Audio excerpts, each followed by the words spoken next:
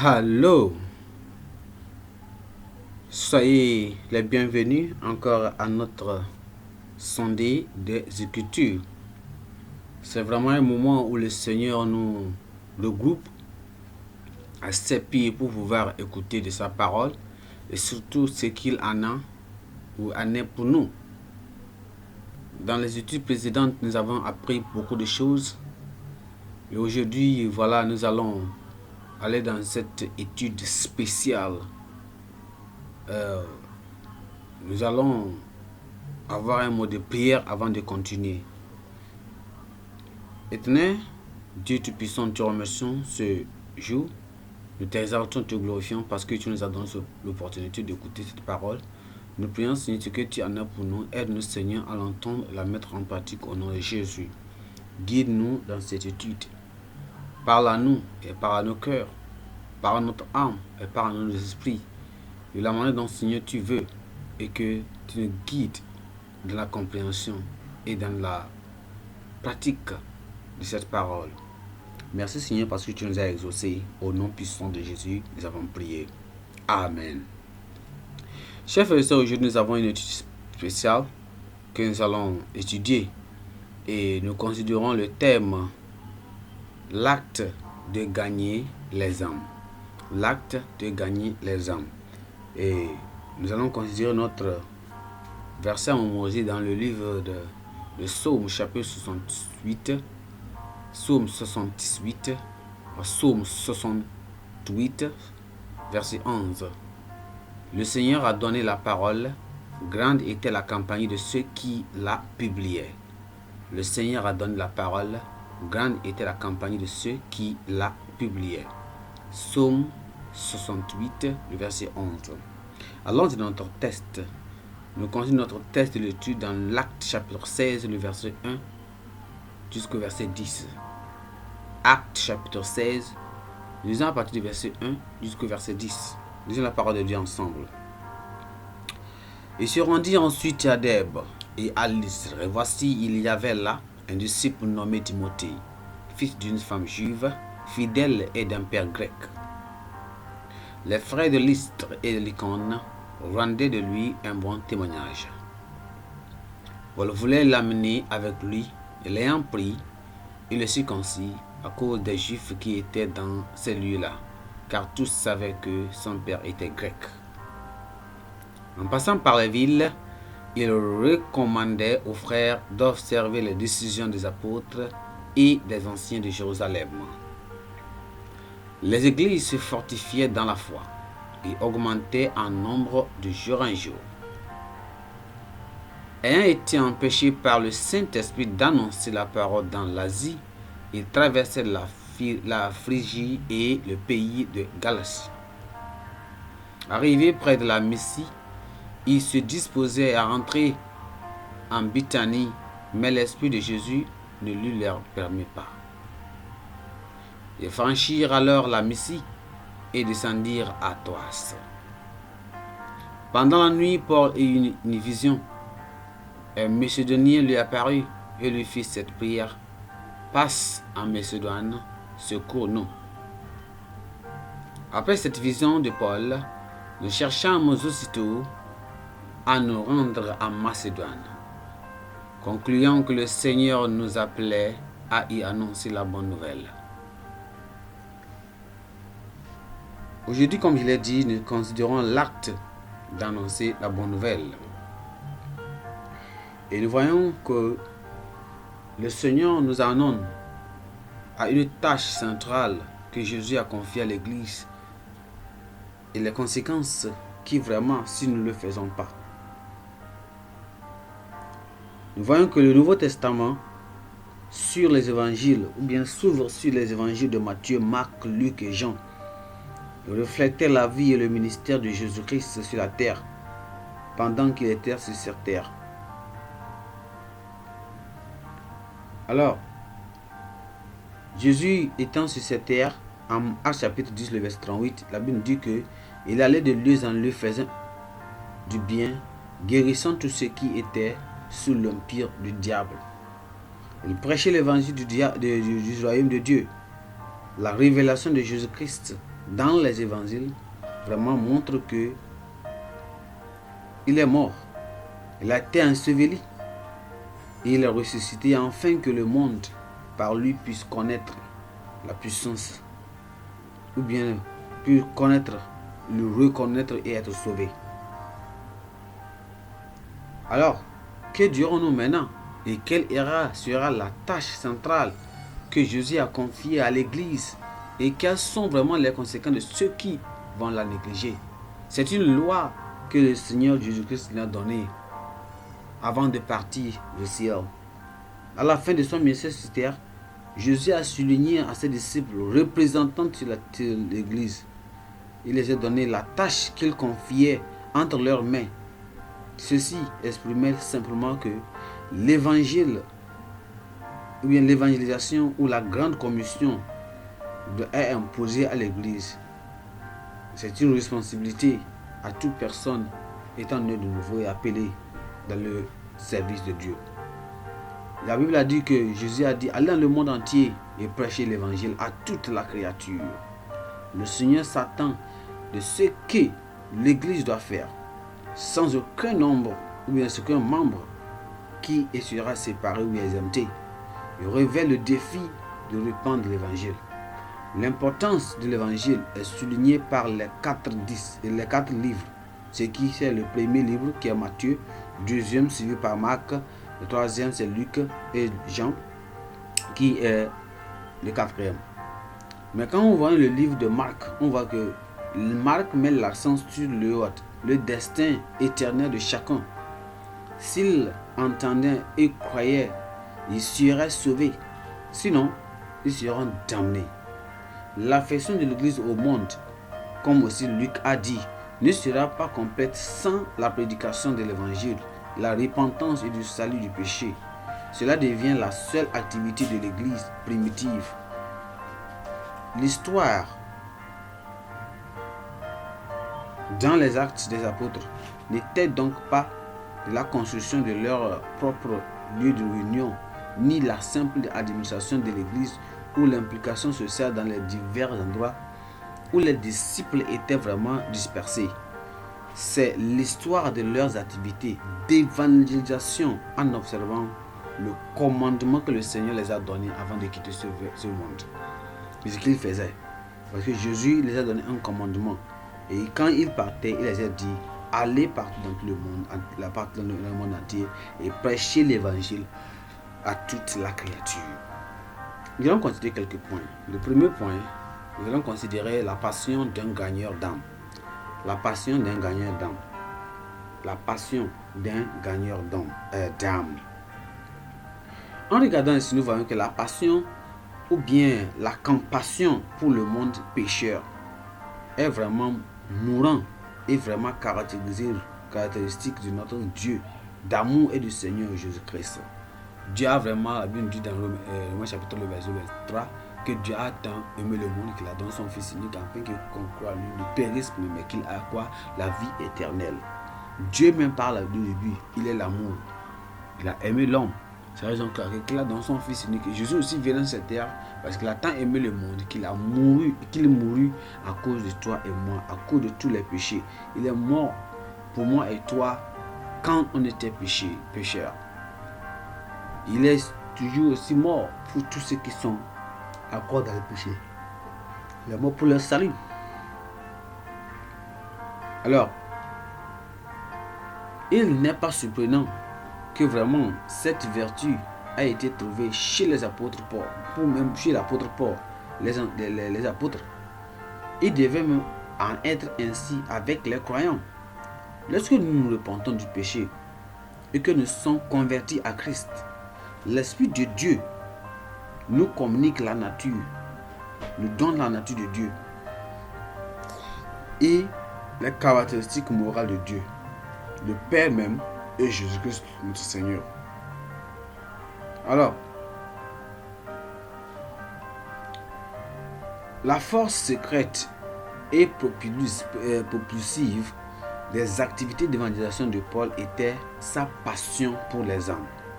Sa passion a vraiment lui amené à risquer sa vie. Et ça a été associé à la prédication de l'évangile. Bien qu'il fût vraiment conscient des dangers de retourner dans les régions de Galatie, où lors de sa première mission missionnaire, souvenez-vous qu'il avait vraiment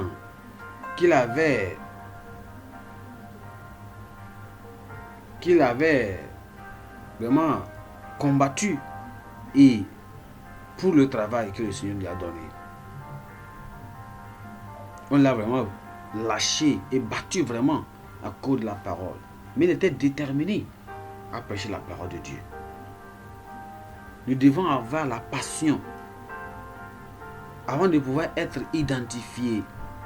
Les caractéristiques qui pouvons nous vraiment nous identifier avec le bon type de passion pour l'œuvre évangile.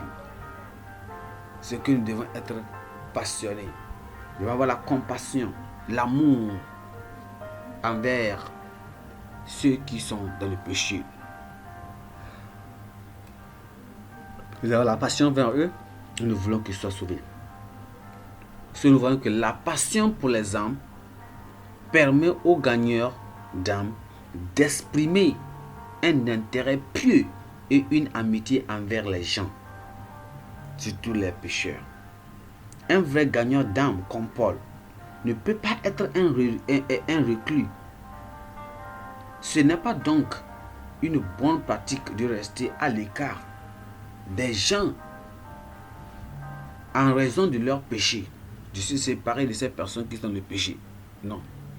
Nous devons continuer à prêcher la parole de Dieu, quelles qu'en soient les situations. Et être toujours près de ces pécheurs et les prêcher la parole de Dieu pour qu'ils se repentent. Un gagneur d'âme aime les pécheurs. Bien qu'il déteste le péché, il ne les aime pas à cause du péché. Il déteste le péché, mais il aime les pécheurs là. Pour qu'ils fassent quoi? Pour les amener à Christ. Il aime cette personnalité, mais il déteste le péché. Dieu aime les gens, le monde entier, mais il hait le péché. Lui, comme Jésus-Christ, Paul, aime et se réjouit de voir et d'aider les pécheurs à trouver le chemin du salut, ainsi que d'aider à confirmer et même à établir de nouveaux bébés en Christ. Le commandement de Christ dans la grande commission est de faire comment? D'aller dans le monde entier. Dans le monde entier, c'est-à-dire le monde des pécheurs. Et de prêcher l'évangile à toute la créature. Nous devons aller prêcher la bonne nouvelle. Sauver les gens à travers la parole de Dieu. Nous devons emporter la bonne nouvelle à ces personnes qui sont dans le péché. La passion importante. Point numéro 2, la priorité d'un gagneur d'âme. La priorité d'un gagneur d'âme. Quelle est la priorité? Quelle est la première place? Qu'est-ce qui prend? Quel est le point culminant, le point important du travail de l'évangéliste? C'est tellement prioritaire de prêcher l'évangile. Et cette priorité de prêcher l'évangile n'a jamais été mise en doute dans le ministère de Jésus-Christ. Et souvenez-vous qu'il s'est arrêté au puits sur le chemin de Samarie, sachant qu'une femme viendrait chercher de l'eau, à qui était prêt à fournir de la vie et de l'eau vive, l'eau de vie. Il a dit à la femme, donne-moi de l'eau à boire. C'est ce qu'il a demandé. Mais non seulement pour étancher sa soif, mais aussi pour ouvrir la voie à la présentation de l'évangile à la femme adultère. C'était une manière, c'était une voie. Non seulement il voulait boire de l'eau pour réfléchir sa soif, mais il voulait aussi avoir c'est un mot de passe pour pouvoir avoir une discussion, pour pouvoir prêcher à cette femme. C'est dans la conversation qui a suivi, elle, la femme là, ignorant de la vérité, était comment? Distraite. Elle a parlé du Seigneur. Elle a dit, étant un juif, et elle aussi, elle a eu comment? Une femme samaritaine. Parce que nous savons qu'avant, en ce moment, les juifs et les samaritains ne s'associent pas. Pointant ainsi la discrimination raciale entre les deux. Elle a parlé du puits étant profond. Et d'où es-tu donc cette eau vive? Le Seigneur n'ayant rien dans la main pour puiser de l'eau, parce que Jésus-Christ a dit, il va te donner la vie éternelle, à travers la vie, et je te donne l'eau que tu vas boire, que tu n'auras jamais encore de soif. Mais regardez, Jésus-Christ n'avait rien en main pour puiser de l'eau. Elle pensait à l'eau physique. Souvenez-vous que ce qui s'est passé quand Jacob a rencontré cette femme auprès du puits. Elle parla à Jacob, le précurseur de leur race, et du bétail de Jacob buvant au puits. Elle a été vraiment parlé de bons lieux de culte. Mais rien de tout cela ne pouvait dissuader le Seigneur de la vérité de l'évangile qui voulait présenter à la femme pour son salut. Alors, que dirons-nous maintenant? Quelles seront les précautions? Quelles seront les précautions nécessaires que nous devons prendre en considération pour sauver plus d'âmes? Bien, pour gagner plus d'âmes. Pour sauver plus d'âmes. Quelles seront les précautions? Nous savons que l'ignorance des pécheurs vraiment cause un problème dans l'évangélisation. Ça amène ce qu'on appelle de nombreuses distractions dans la tentative de pouvoir les prêcher l'évangile. Même chez certains croyants, on peut trouver des actions distrayantes qui entrent en conflit avec l'objectif principal de prêcher l'évangile. Mais le croyant comme Jésus doit fixer ses yeux sur son but et ne céder aux aucune distraction. Les distractions viendront. Et ces précautions, nous devons penser qu'on doit fixer nos yeux sur l'objectif principal de prêcher l'évangile. On ne doit pas laisser une autre chose venir et nous persuader et nous distraire de prêcher l'évangile, quelles que soient les situations. Nous devons prêcher l'évangile à tout prix. 3. Les personnes pour gagner les âmes. Quelles sont ces personnes qui peuvent aller gagner les âmes? Dans notre texte, on dit que Paul et Silas étaient maintenant prêts à accomplir la tâche de l'évangile. Mais on dit que Barnabas étant parti avec Jean, Marc à Chypre. Ils sont venus à Derbe et Lystre dans le verset 1, où Paul s'était rencontré et a choisi Timothée pour les accompagner sur leur travail, dans leur œuvre.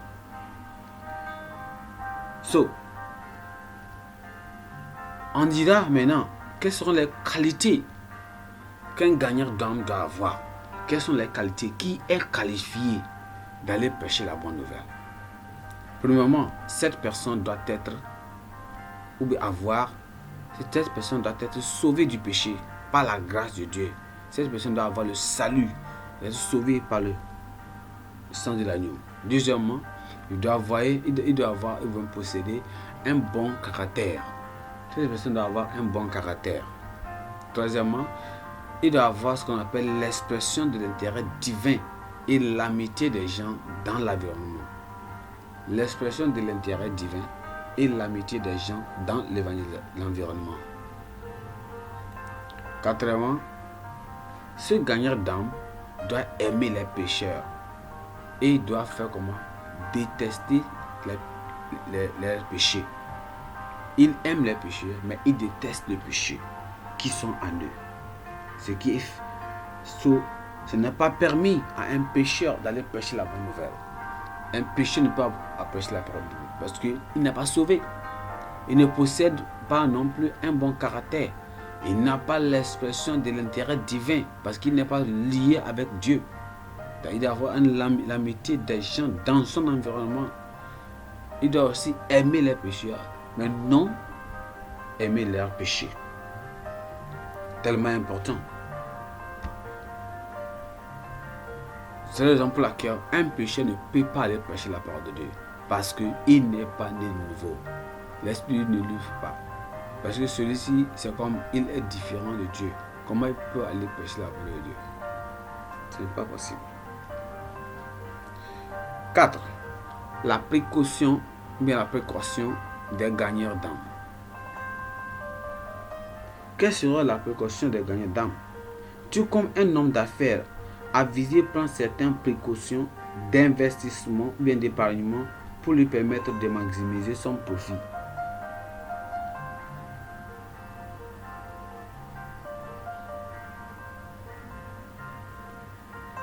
Le gagneur d'âme aussi a certaines précautions à prendre lorsqu'il annonce l'évangile parmi les pécheurs réticents.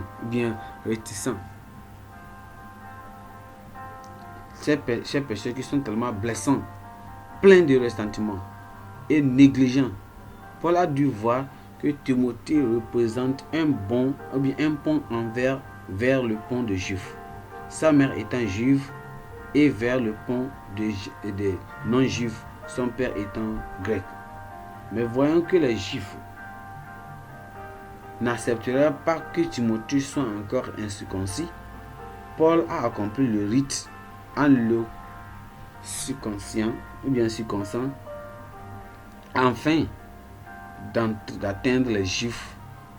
Et il y a du mérite dans l'action de Paul lorsqu'elle est vue à la lumière du conseil de Jésus, selon lequel parmi les païens avec qui nous partageons le message de l'évangile, nous devons être sages et comme le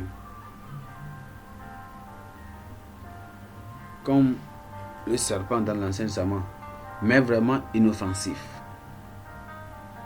Nous apprenons également que l'action de Paul n'était pas un affaiblissement de sa croyance en un salut total, mais la grâce par la foi en Jésus-Christ et non pas par la simple circoncision, comme le prétendent les Juifs aujourd'hui. C'est qu'est-ce qu'il a dit? Il dit, je suis fait tout à tous, dit Paul, afin de sauver de toute façon.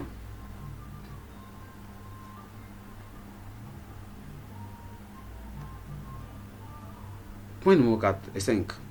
La présentation des gagneurs d'âme. Comment ils doivent se présenter? Mais la Bible nous dit quelque chose, que à la fin du voyage ou bien de mission de Paul s'était rendu en Jérusalem, le siège des apôtres et des anciens, pour certifier certaines questions doctrinales concernant les non-juifs. Là, un décret ou une lettre fut envoyée par les églises du monde dans les quoi les gentils ou bien les non-juifs que Paul avait aidé à établir. À ce retour, en pleine obéissance à l'ordre des apôtres et des anciens de Jérusalem, Paul et Silas, la Bible dit que les remis des décrets à garder qui avaient été ordonnés par les apôtres et les anciens qui étaient à Jérusalem.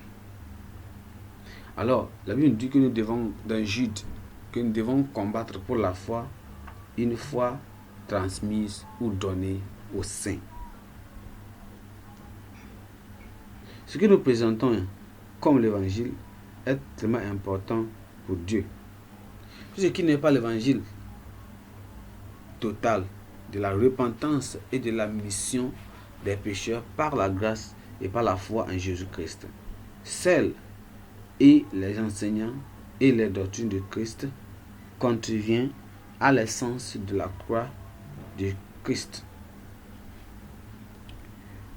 Nous devons, ou bien nous détournons pas, nous ne devons pas détruire ou bien se détourner de la résurrection et la résurrection, la mort de Christ, parce que c'est elle qui nous donne la foi de croire.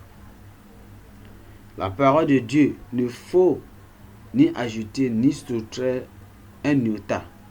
en prêchant la parole avec l'ensemble des doctrines du Christ et rien d'autre.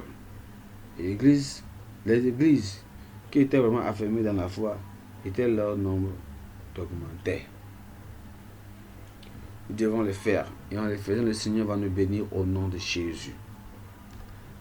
Et finalement, quel sera le lieu? Le lieu pour gagner les âmes. Où devons-nous gagner les âmes? Pour le faire bien, nous devons communiquer avec le Saint-Esprit. Parce qu'il connaît la personne à qui tu peux parler. Il connaît le lieu où tu peux faire l'évangélisation. Et cela va donner un bon produit.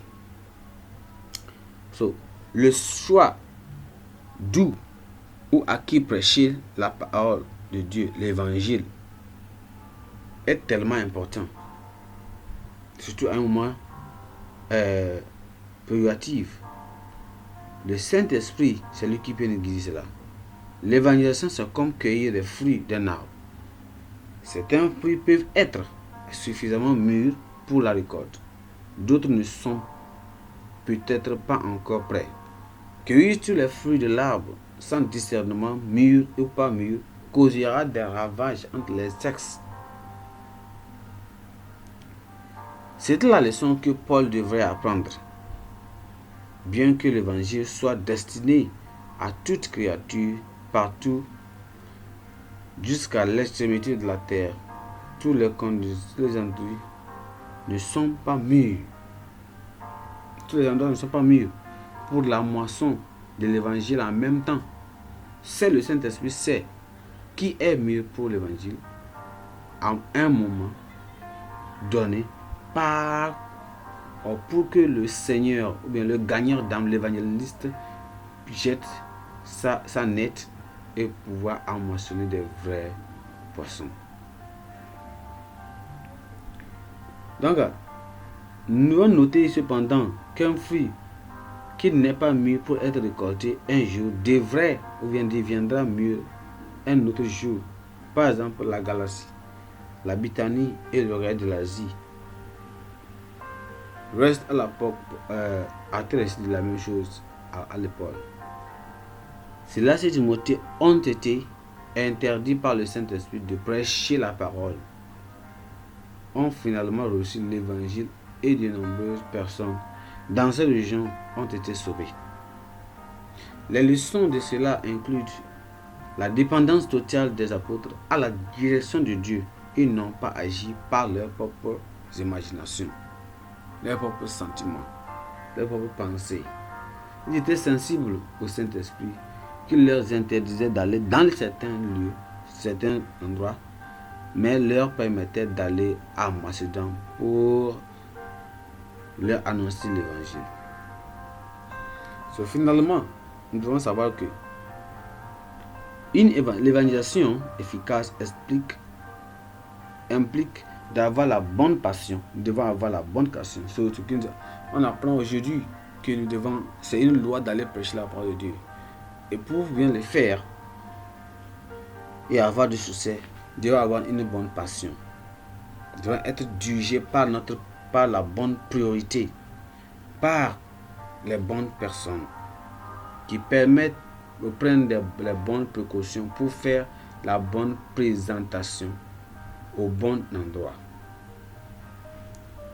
Donc, si on nous dit d'énoncer le rôle du Saint-Esprit dans le choix de qui ou où nous pouvons prêcher l'évangile, c'est lui qui va nous donner le lieu parce qu'il est lui qui a le corps de tous. Et c'est ça qui va nous donner à pouvoir savoir où et quand et à qui devons nous prêcher la parole de Dieu à un moment opportun. Avant d'aller à prêcher l'évangile, nous devons prier. Et c'est le Seigneur qui va nous montrer où, à travers le Saint-Esprit, là où nous devons prêcher la parole de Dieu. Nous prions que le Seigneur nous aide à pouvoir obéir à sa parole et faire tout ce qu'il nous demande à la fin au nom puissant de Jésus. Nous allons avoir un mot de prière. Avant de faire cela, je te pose la question. Est-ce que le Seigneur t'a appelé? Est-ce que tu es né de nouveau? Alors le Seigneur te dit d'aller prêcher la parole de Dieu. je vais aller prêcher la parole de Dieu, tu dois faire son évangile, tu dois faire son travail. Tu dois aller énoncer la parole de Dieu. Et le Seigneur ne va jamais te laisser aller dans un vide. Pierre, Paul, Silas, Barnabas, tous ont été bénis à travers l'évangélisation. Ils ont fait leur part, ils ont parti. C'est nous maintenant de le faire.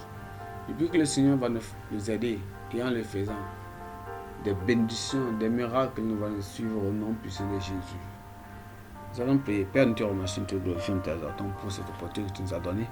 Nous te bénissons parce que Seigneur, tu es un Dieu grand. Tu nous as donné cette opportunité d'écouter ta parole et de mettre en pratique.